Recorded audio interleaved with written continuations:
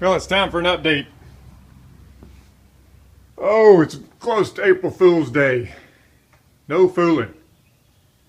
It's in China last week in Chengdu for user group meeting, so I hadn't done a lot of work, but didn't get a lot done last week, but the week before I got quite a bit done. Give you a brief update. As you can see, there's something in Mom's parking spot in the garage here, and we don't know what it is, so I'll see if I can figure out what it is.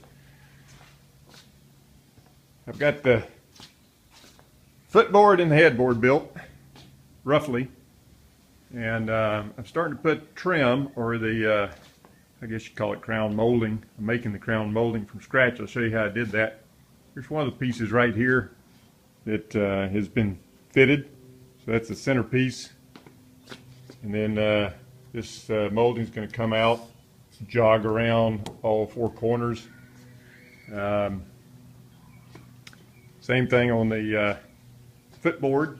I've already got ground molding made for it. It's just going to slip right down over the top. It was made to just snug up. As you can see, the bed bolts and everything have all been milled in. Can't see the ones on the front going into the headboard.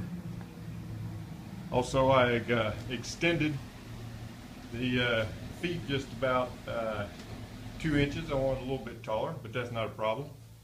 I've got some plates that widen and extend and make a sound footing for each one of those. As you can see, the headboard and the footboard, these are bed bolts right here. So there's a bolt goes in over here that'll be hidden by the crown molding. It goes in and jogs into that baby, one's base in the top, and the same thing on the headboard. So you can see when this crown molding comes and fits, it's going to cover where this bed bolt goes in.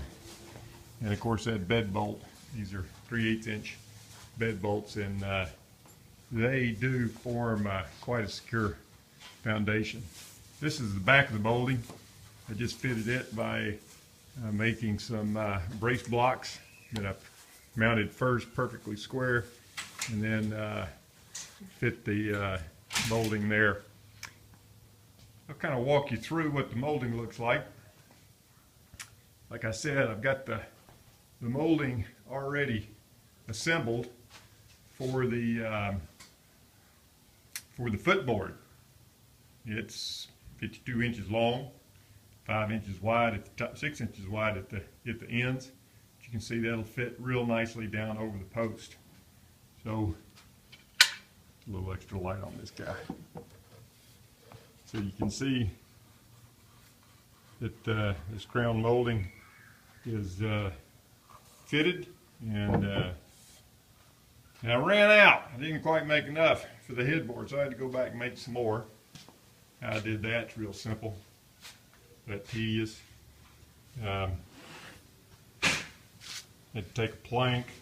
With that plank, I think I talked a bit about how I had to mill down two pieces, one this 2-inch round over, and then this cove piece right here. And I've just recently glued these guys together. So, yep. So that's what's going on there. And I'm pretty happy with that. That's the first time I've made one of these things. First time I've made any crown molding, actually. But it was kind of fun. And progress is moving forward. So what I'll do is, actually what I'm going to do now is, for stability or sturdiness, I'm going to take a 1/2 inch plank. It's going to be cut in the same shape as this, as the top plane, but it's going to extend out 1/4 inch. And it's going to be one piece, and it'll fit right on top, because this is the top piece. And for those who've forgotten, this is it right here. So there's the molding right there. And on the top, you've got two pieces, 2 1/2 inch stacked on top of each other. One sticks out about 1/4 inch or so from the top of that crown molding, and then I'll have another one that'll be perfectly concentric to the one it lays on top, give a little decorative kind of stacking effect. So time to put the first one on, and what that'll also do is I'll secure those in with small tap bolts, tap screws into these into the crown molding. These things are glued together, but you know, after about 100 years, things might start getting a little old. So I'll put some tap screws in each of these pieces to hold those, and then I will do the same thing on the bottom. The bottom will have a 1/2 inch that will come right up to this lip right here of the roundover, and it'll extend down a 1/2 inch, and I will make a plate same size as the bottom of this one piece. But you also remember the posts go in here, and the top of the headboard and baseboard come here and sit on these braces that I made. You can see those in there as you know. So when I make the base one, I've got to cut out the centerpiece so it can slide down over the head baseboard and over the post. But that won't be a problem. I'll make this piece, secure it on there, probably tap drill in there, maybe jigsaw out, kind of root roughly around there, and then I'll use what you call a trim bit on a router. That trim bit will be able to go in, and I'll be able to completely flush it out up against the ID of this crown molding. And do the same thing. I'll tap screw small screws into the crown molding. They'll be recessed, you won't be able to see them, and again, that'll give sturdiness to the top and base of this guy.